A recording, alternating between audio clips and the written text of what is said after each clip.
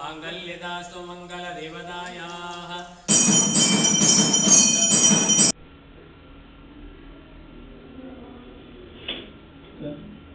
நெட்டில் போய் செல்வங்களுக்கெல்லாம் அதிபதி யாருன்னு கேட்டால் குபேரன்னு காட்டும். குபேர முத்திரைன்னு முத்திரையே இருக்குது, செய்யலாமே. முத்திரையை செஞ்சோனாலும் கடன் தீர மாட்டேங்குது சார். முத்திரை எப்படி செஞ்சாலும் எல்லாம் பலன் கொடுக்காது.